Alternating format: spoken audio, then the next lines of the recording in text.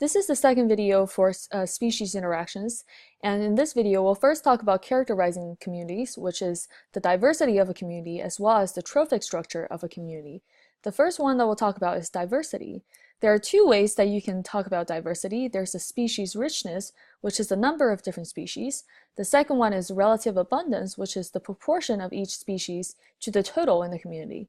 If you have a more diverse community, as stated over here, then this community is more stable, which means it'll be more tolerant to disturbance. For example, you can have a parasite within a certain community with trees, and if this parasite only affects certain types of species of trees, but there are a whole variety of other species, then this community can survive the parasites. However, if you only have a few types of trees, then it's a lot less likely that this community is going to survive the disturbance. Here we have two examples, Community 1 and Community 2. They have the same species richness because they both have 4 different types of species. However, the relative abundance for each species of trees is different. For Community 1, the relative abundance of A, B, C, and D are about the same. But for Community 2, the relative abundance for A is much higher than B, C, and D. So the question for you over here is which one is more diverse? If you're talking about it in the term of species richness, the diversity is the same. But if you talk about the relative abundance, Community 1 is actually more diverse than Community 2 because Community 2, even though it has B, C, and D, it doesn't take a very big part of the community. So here's another example, the relationship between pH and microbial diversity in North America communities. So over here we have soil pH.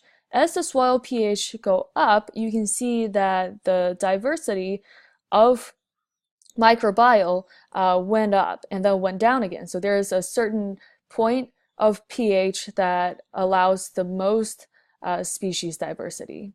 You can also calculate the diversity using this equation. However, you will not be using this equation on the AP test. But if you want to take a look at this, this might be helpful. So we have this equation where you can measure the diversity level, and it's negatively proportional to the equation on the right. And you have I equals to 1 to S. S is how many different types of species there are in the population. And then you're adding up all of these. You have the relative abundance of each species, let's say 25% of species A. And then you'll take the ln of species A, ln of 25%. And you add that to whatever relative abundance of species 2 is, and so on. You just add them all up. We will not be using that on our AP test. The trophic structure is talking about the feeding relationship in a community. So who is eating who? The most simple type of trophic structure that we can talk about is a food chain where you only have one single chain of who's eating who. So here are some examples over here. We always start the bottom of the pyramid, the bottom of the food chain, the beginning of the food chain is always the primary producer. There's only primary producer. There's no secondary producer. So a producer, as you know, is a species that can turn sunlight into the energy from sunlight into carbohydrates. So it's producing food that other organisms can use. So that's primary producer. So the primary producer is the main energy converter for all the other species on Earth. So it's very important that primary producers exist. And the next level up is called primary consumer. So a consumer is anything that's not, well, that may or may not be able to produce its own food, but it's eating the producers. So if something eats the primary producer, it can either be an herbivore or it can be an omnivore. And then the next level up is the secondary consumer, tertiary consumer, quaternary consumer. But you don't have to have all of these within a food chain. You can stop at secondary consumer. And if you stop at a secondary consumer, the secondary consumer also becomes the top consumer. So make sure you know all these words that I mentioned. You can also have a food web where you have a variety of different food chains, and one organism can be eaten by a whole bunch of other different types of species, and one species can also eat different types of food. So it's a little more complicated. You have a whole bunch of arrows. When you look at one of these arrows, the beginning of the arrow is always the organism that's being eaten, And where the arrow is pointing, that's where the organism is eating the other organism. So this is the prey, and this is the predator. A keystone species is a species that's a keystone is the key to this whole community. So remember, a community involves all of the biotic factors within a certain area, right? So a keystone species is one that has a very large effect on the structure of the community. What it means is that this species is so important that if you remove the keystone species, a whole lot of other species is not going to be able to survive. And having the keystone species allowed the diversity of a certain community. So an example over here is piaster, which is a purple sea star. So this sea star is really important because it's able to eat a lot of oysters, which keeps the oyster population down. If the oyster population is down, then the plankton population it increases, right? And if you have a lot of plankton, as you know, a lot of marine animals eat plankton, so that's really important. So this piaster sea star is the keystone species to this environment.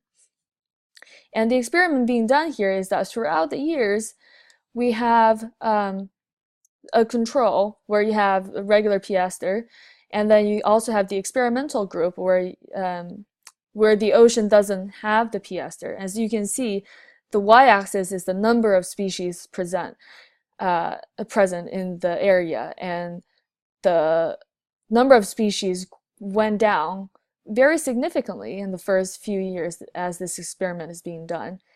And the level of number of species kept being very low throughout the years without the piaster. However, with the piaster, as the keystone species, is able to maintain a pretty high level of species diversity within the area. Another example over here is sea otters. Sea otters is really important because it eats a lot of sea urchins, and similar to this, the piaster, sea urchins eats these kelp.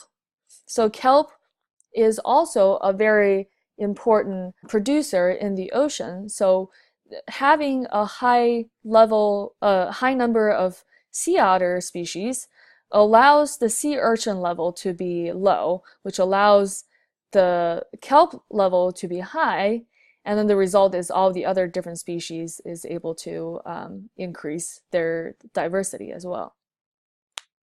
So what's showing you over here is that when we have a high level of sea otters, there's a low level of sea urchin and a high level of kelp.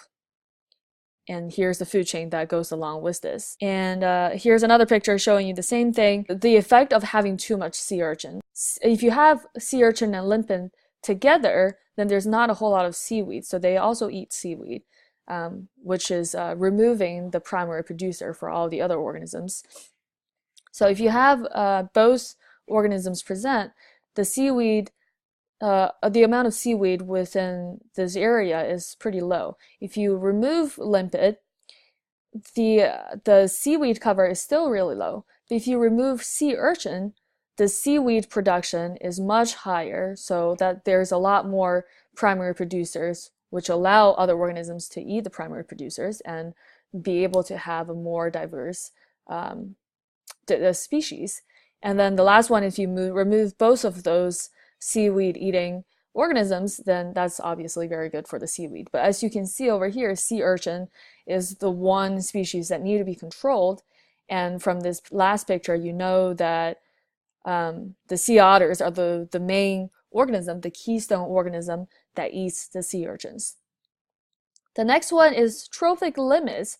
What it's saying is that we can have a primary producer, obviously, and then we can have a primary consumer and then build up the trophic levels.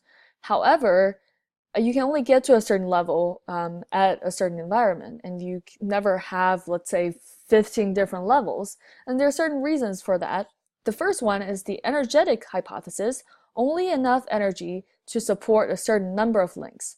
What it means is that when you go from each trophic level up, you actually lose a whole lot of energy. Let's say there's 1,000 joules, or let's say there's 10,000 joules of energy from sunlight. And this 10,000 joules is converted into sugar by grass. And this 10,000 joules of energy of sunlight actually only turns into about 1,000 joules of energy as sugar within the plant. And when other organisms eat the plant, let's say a cow eats the plant, eats all of this 10,000 joules, 1,000 joules of energy from the plant, the cow really only gains 100 joules of energy from the plant. And then whoever eats the cow for the same amount that of cow that you eat, you only really get 10 joules. For example, if you look at this picture, this energy pyramid, you go from sunlight to primary producers. Let's say that's 100% of energy. As you move up one level in the trophic level, only 10% of that energy retains. And then if you go one level up, only 1% of that energy retains. So as you move up an energy pyramid, as you move up the trophic level, most of the energy is lost through heat, and only about 10% of the energy actually gets retained and passed on to the next level. This is one reason why trophic limits, you only have a certain number of trophic levels, because at the end of this energy pyramid, you run out of energy. And then another reason is that the dynamic stability hypothesis, the longer a food chain, the less stable it is. So if you think about it, if you have a really long food chain and one species gets removed from that food chain, then there's a possibility that it's going to affect a whole lot more other different types of organisms.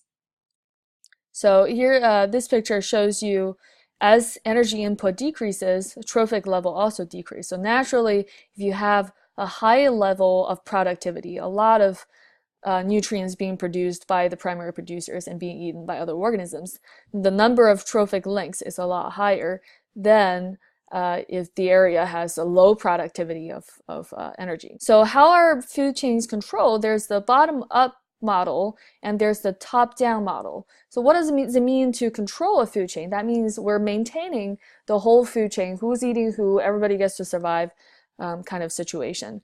The bottom-up level is when the producers have an ultimate influence on the higher trophic level. So the producers, the availability of the producers is influencing how well the food chain is going to grow and how well different species is able to survive within the food chain. The top-down model is an action of predators control lower trophic level. What it means is that if you have a really high level of a certain predator, that keeps let's say you have a tertiary consumer eating the secondary consumer. The tertiary consumer is going to keep the secondary consumer's population low. And if the secondary consumer's population is low, that means the primary consumer's population is going to be higher. And if you have a higher primary consumer's population, then the primary producer's population is going to be low. So it's kind of a plus minus situation. So an example that you can see over here is a restoration of a community in Finland, where originally we have a lot of fish, and the fish is eating so much zooplankton that the zooplankton population is low. And if you have too little zooplankton, there's going to be a lot of algae because the zooplankton is the algae. So now we have an algae bloom where the water could turn green because there's too much algae. So this is not good because the algae bloom is growing so much. You have a really high mass of algae, and then this algae is gonna keep on growing its population, right, within the water because there's a lot of nutrients. And then eventually some of the algae is gonna die. And when the algae dies, decomposers decompose the algae, which then release carbon dioxide into the water and it's taking up a lot of oxygen. So even though algae is able to produce oxygen, as the algae is decomposing, it's using up the oxygen in the water, and then eventually it's gonna really kill off the whole environment because no fish can survive, and then eventually the water can become a dead water. So what they did in Finland was that they fished out a lot of the fish. So the fish population now is low. If the fish population is low, the zooplankton population is going to be high, And since the zooplankton is eating up all the algae level is low. So now we're back to a normal, more a homeostatic environment for the water. The next one is the effects on diversity. There's disturbance, succession, and biogeographic factors. So we'll talk about each one of those. The first one is disturbance. A disturbance is any event that alters community structure by removing organisms or changing resource availability. So what happens is that there could be a natural disturbance, a volcanic eruption, an earthquake, a hurricane, or even human beings cutting up all the trees. So those are all disturbance. The disturbance hypothesis states that diversity will be the highest in ecosystem that experience intermediate level of disturbance. So why is that? If you have a lot of disturbance, you can imagine if there's a lot of natural disaster going on, that's really harsh on the organisms living in the area. So that's going to keep the species diversity low. But in this case, we use number of taxa to talk about species diversity. If you have very low level of disturbance, that's also a problem. The reason for that is if there's no natural disaster whatsoever, there are certain dominant species that's going to grow really, really well, and their population is going to grow really, really fast. The problem with that is because it's a dominant species and it's eating up a lot of other species, those other species aren't able to grow and reproduce and turn into new species as easily. So without a certain intermediate level of disturbance, the species diversity is actually going to be pretty low either way. If you have an intermediate disturbance level, then the organisms can, the dominant organisms can be kept at a normal level, and the other species are also able to grow and reproduce really well. An example over here is invertebrate taxonomic diversity is the highest in Australian wetland ecosystem that experience the intermediate amount of flooding every now and then. So here's an example that's not so good. We have human activities, which is a type of disturbance, and a lot of the times human activities really wipe out the whole population and then wipe out the whole ecosystem for the certain species. Trawling.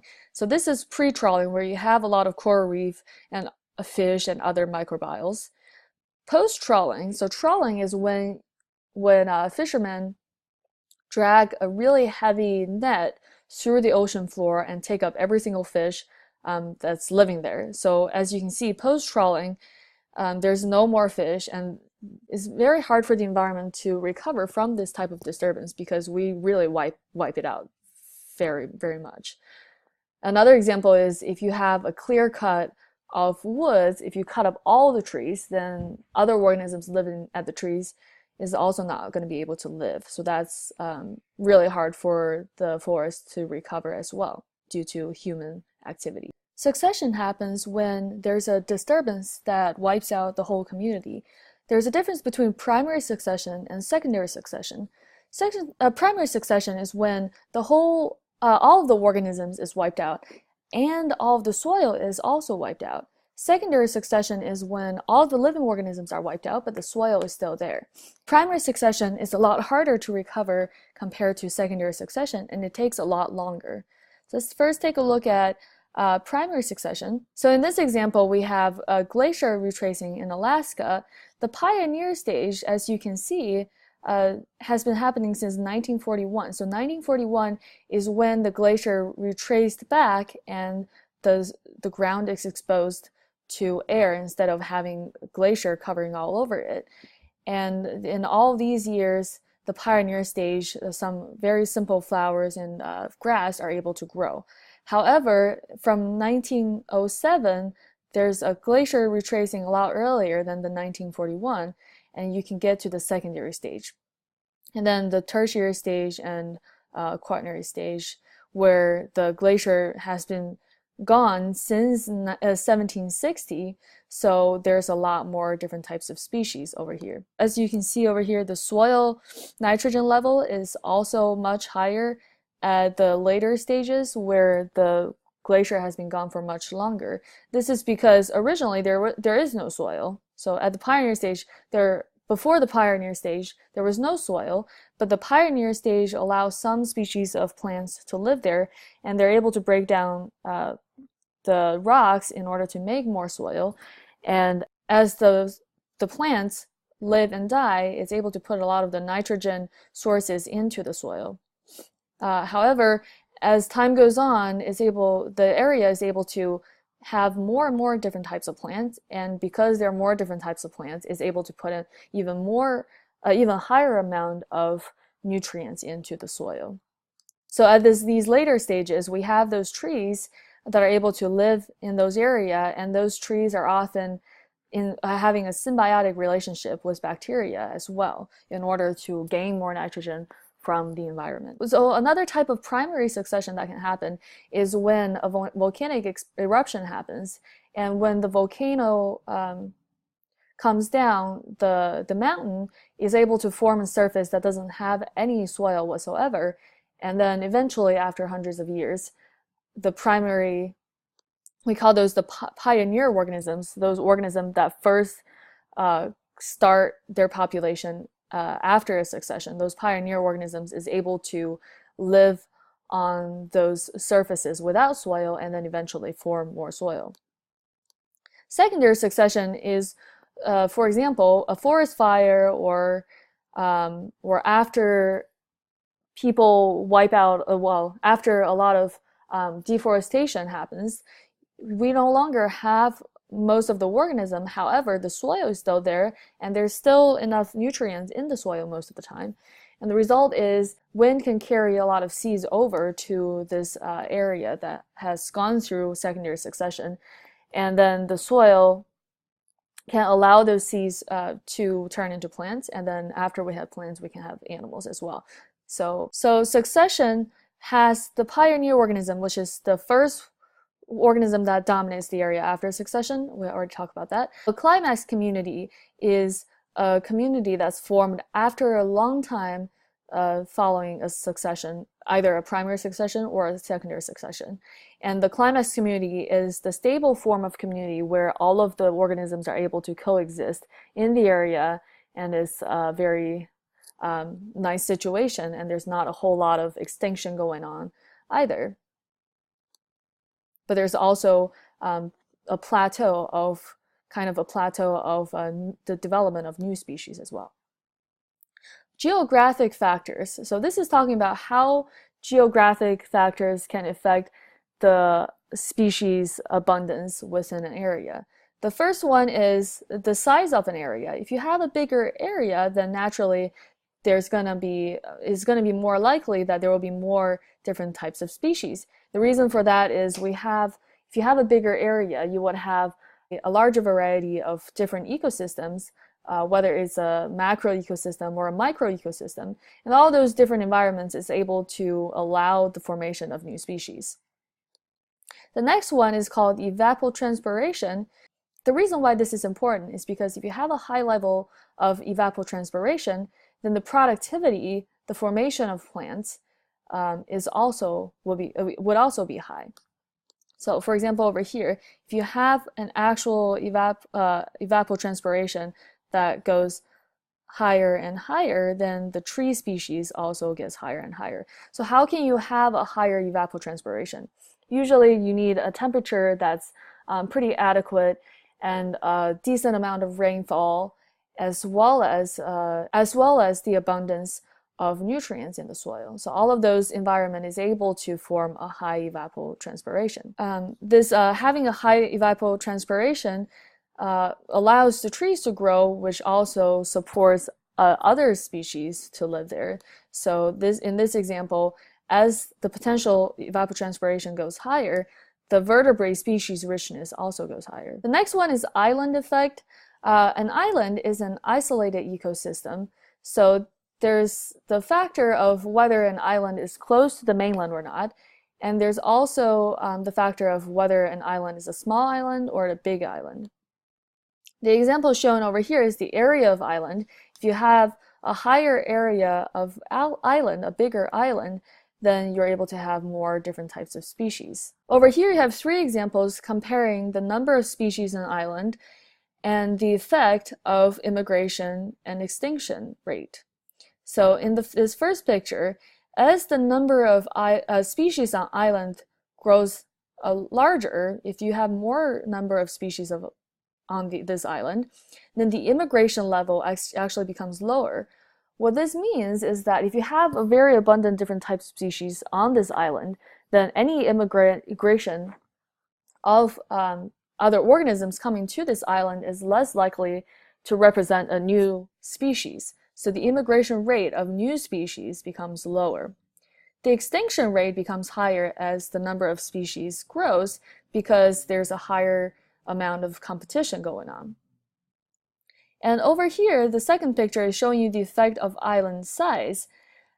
If you have a smaller island, the immigration level is lower than if you have a larger island. The reason for that is because the founders, the colonizers, are more likely to find a large island and go and live on that large island compared to a smaller island. And for extinction rate, if you have a larger island, you would have lower extinction rate compared to the small island. The reason for that is if you have a large island, then whatever species that dies off there's still going to be a whole lot of other individuals of the same species. So it's less likely for that species to become extinct. The last one is the effect of distance from mainland. If the island is very close to the mainland, then you will have a higher immigration rate compared to a farther island. And that's easy to understand because the closer an island is to the mainland, the more likely it is for colonizers to find this new island. However, the extinction rate near island is actually lower than far island, and the reason for that is because if the island is near the mainland, then it's more likely for other species from the mainland to come to the island, right? So it's less likely for this certain species to go extinct.